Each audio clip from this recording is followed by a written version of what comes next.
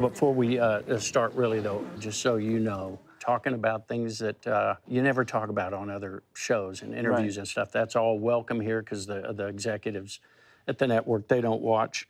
So we can do really anything we want. And I may ask you for like a quick lesson in, you know, making guitar player face, something like that, because I know you're probably good at it and practiced in the mirror and stuff like that. Every day for a year and a half. Every day. Goes without saying. Because you lose the skill if you don't pose in front of the camera. Like, oh, we're rolling.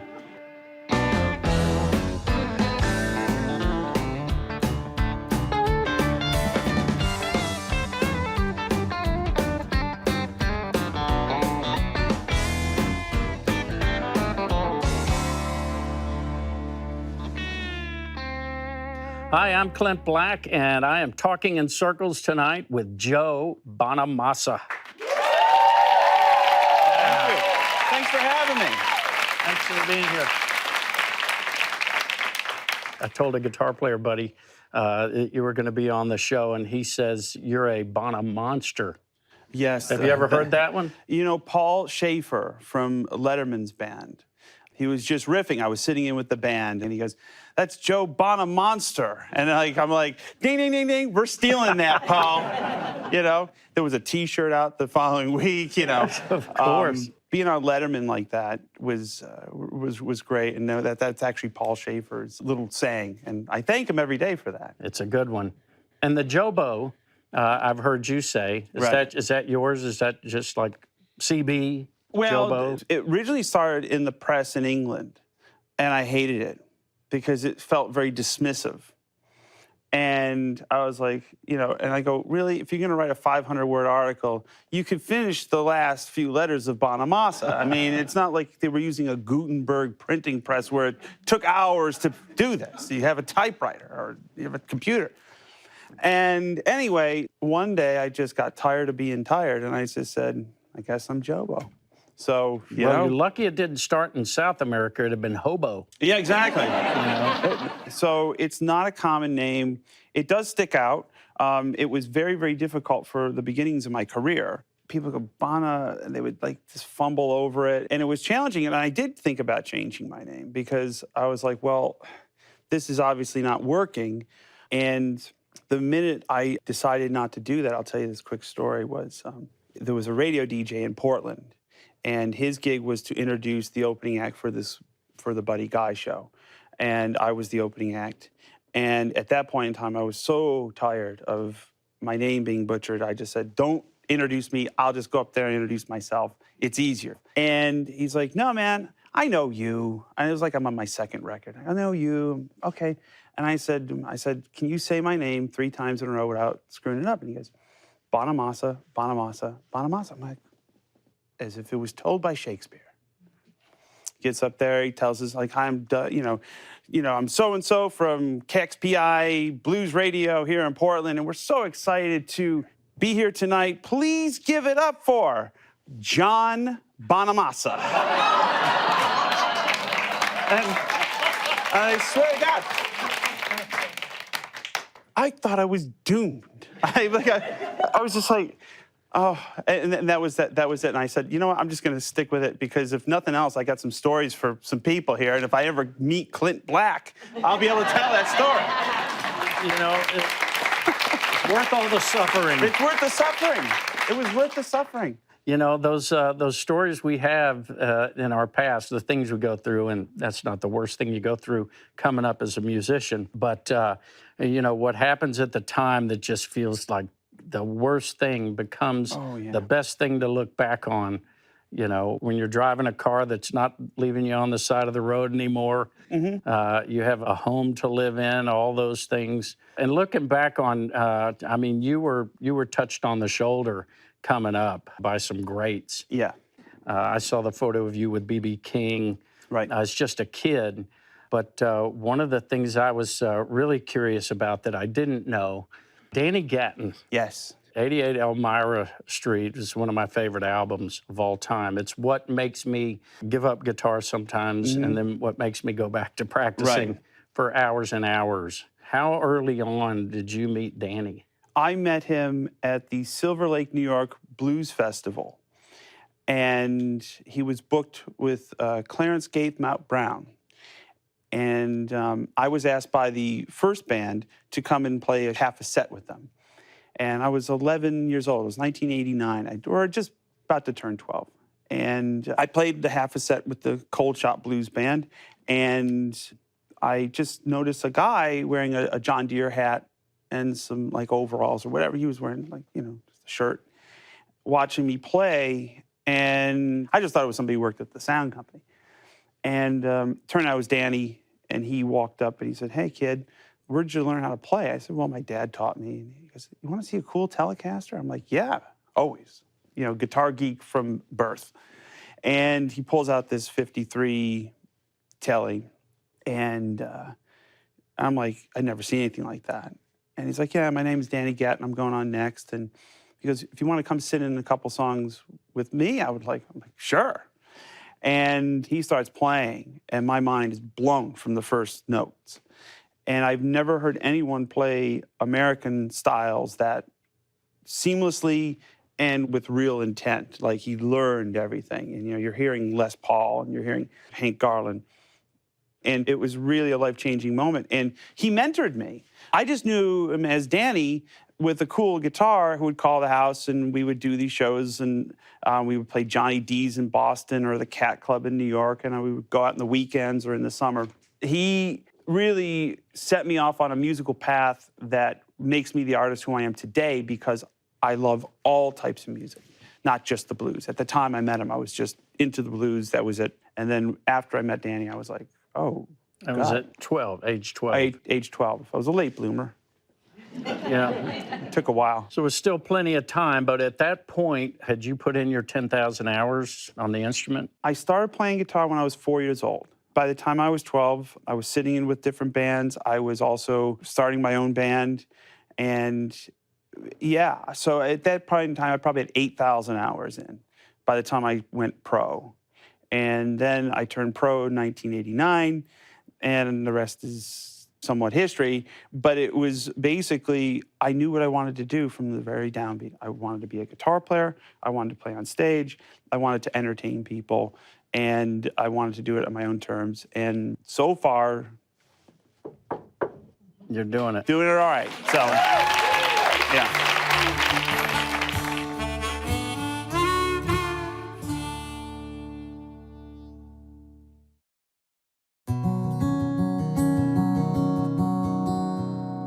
I'm guessing at 4, you're playing the guitar. Were you singing? Was that just a side thing, or did you even do it yet? Singing was not in my world. I wanted to be a guitar player. And at that point in time in the 80s, you could be a guitar player. You could be an instrumental guitar player, or you could be in a band. And I was in a band when I was a kid. And our singer at the time, we had several singers in that band, but it was a difficult road for them to manage success. And so I didn't sing. And then when that band ended, I decided, well, either I can go look for another singer and start that, or I can start singing myself. And so I started singing about 17 years old. And there was a disparity between, I could play pretty good, and you know, when you first start singing, it's not good. It's not good at all, you know? And it was something that was very difficult to navigate, and still is. I mean, it's the hardest thing you do, because it's, as you know, it's predicated on how you feel physically on that day. Like, you know, if I have the flu, I can still play. You know, if I have a sinus infection or a cold, singing's tough, because it's all physical. And when you're doing a lot of it, the vocal cords get puffy, and if you don't know how to get that puffiness out before you start singing again, Yes. then you compound that. Whereas, you know, you got these calluses here, you just want more calluses, Right. but you don't want any here. Right. And so it's got its different challenges. Well, every singer is different, and every singer kind of has a different pathway of how they pull off 5 days a week. It's a little bit different. Were you emulating or singing the blues when you started? It was blues. Was there anyone that influenced your singing style more than anyone else? B.B. King, Paul Rogers, I would say Warren Haynes is a big influence on my singing and playing, Eric Clapton, and Steve Marriott. But Steve Marriott is unobtainable, from Humble Pie. I mean, you listen to it, it's like, okay, I'd like to sound like that, but we're not getting there, Yeah. But the phrasing, it's the phrasing and it's the delivery. One of the things I learned during the pandemic was like, what are you? Are you a guitar player? Are you a singer? Are you a songwriter? And when you take the stage away from me, I'm none of those things. I'm just some bozo sitting up in a house in California or here in Nashville full of guitars and neon signs. Not exactly a fulfilling life, okay? Not exactly doing good for society. But what I really realized at the end of it all was I need a stage. So what does that make you? I'm an entertainer. I use the other tools to get to the point where I can entertain a crowd. And I'm more confident up here than I would be if I was sitting in the crowd talking to you.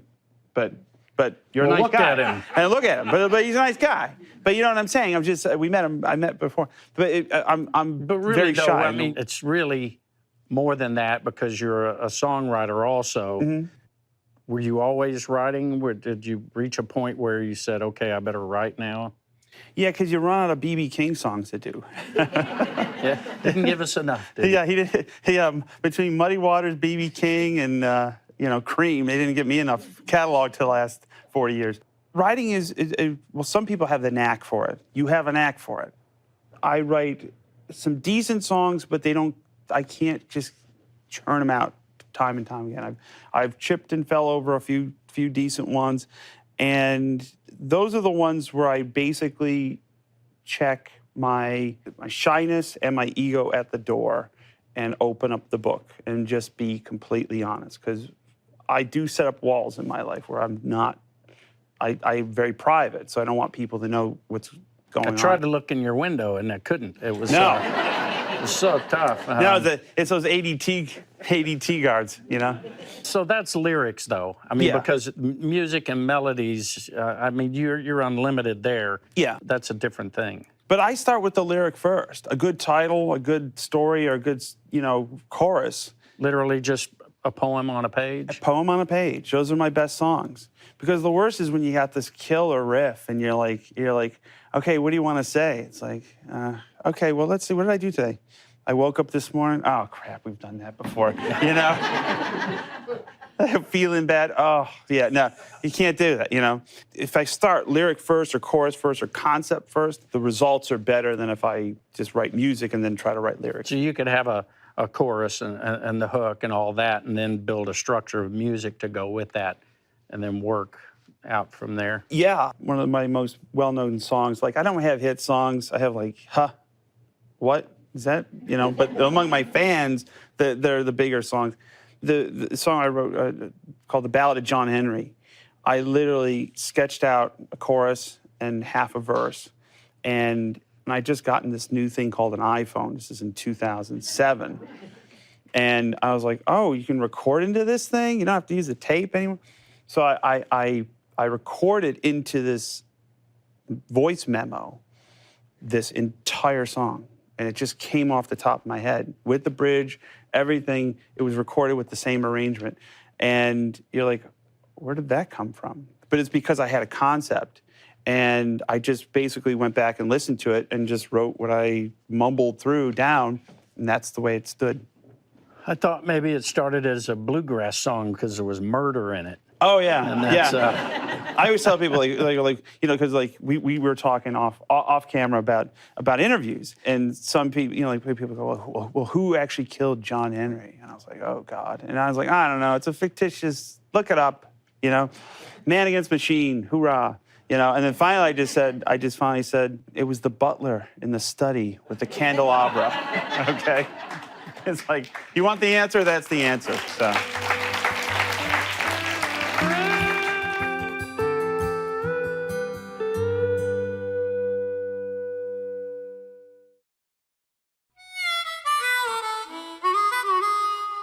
I write a lot of fiction. I mean, a few songs have come out as a result of something that happened to me, but only a few. And you have to create the backstory And then from that, how much do you expose, right? So I'm Right. thinking John Henry had a backstory for you, right? It did. You know, Aside from the candelabra. well, yeah, those hours of Clue that we played as a family during Christmas. No, it was basically my father is, you know, I grew up in a blue collar town, Utica, New York, not to be confused with Ithaca, because it's easily confused. Ithaca is our more well-educated Ivy League brethren.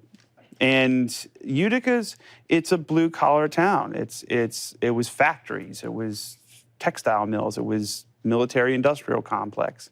And, you know, my mom and dad were middle class and worked, my dad worked factory jobs, my mom worked for the state.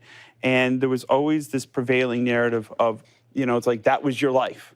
That was like you go to high school and your job will be waiting for you either at the state or in the factory. And that's how this is going to play out, because it played out 3 generations before I came along. And in the 70s and early 80s, it started to change. And it really was, they didn't need men and people to work in the factories. They needed more machines, and they would move the machines to other states or other places. And so it always stuck with me, this concept of where I came from. And when I started reading about the story of John Henry, about how he, you know, beat the machine, and it rang true to me because of where I grew up.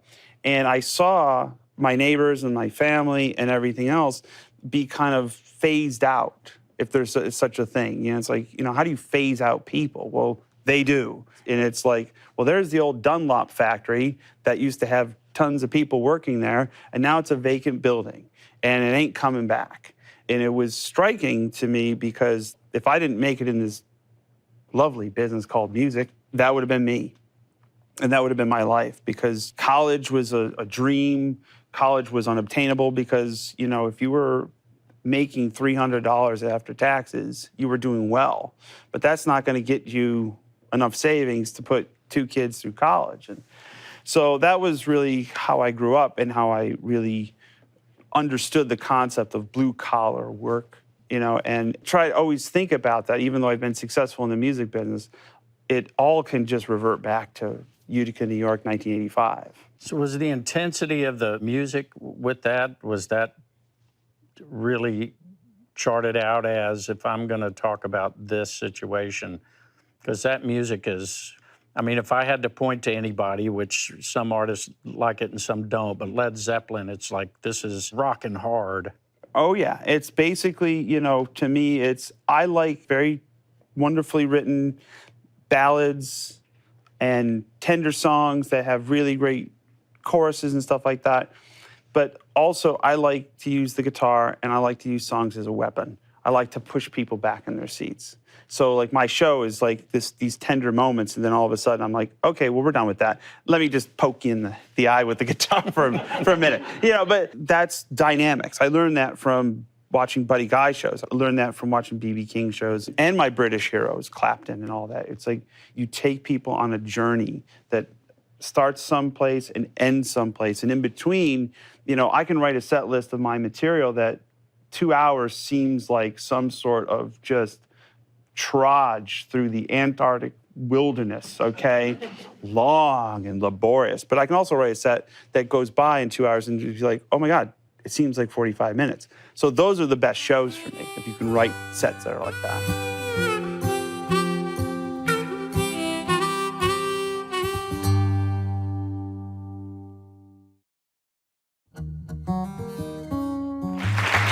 I do have one more question. Uh-oh. When you get to heaven, if you could play a song with someone who's already there, who would it be, and what song would you play? B.B. King's version of Please Accept My Love from Get Your Ya-Ya's Out. And when they reissued that set, it was the Stones, it was Ike and Tina. And that's where I got the idea of collaborating with Beth Hart, by the way. It was from that set. And I bought it because it was the B.B. King set. And when I heard that, and like Bill, you can hear Bill Graham, let's get BB out for another one. Let's bring him out. So you can hear Bill's voice. And he comes out and he sings the song, Please Accept My Love. And if I could sing like that once, I'd quit tomorrow. If I could just get one on tape, that good. And you're talking about, like, there's no monitors. It's just him. at Madison Square Garden, filling 16,000 seats with his voice. That's who I would sing with. It'd be that song with Beat. It'd be quite the completing of the circle, too, for you. It would be quite, I met him when I was 12, and he was just, I knew him for 25 years. And he helped us. He helped everybody in our community. He was the blues. He was a one-man ambassador for a music that he loved. Well, let's hope it's a long time from now, because we love having you here. I like being here, Thank you. Joe Bonamassa. Thank you.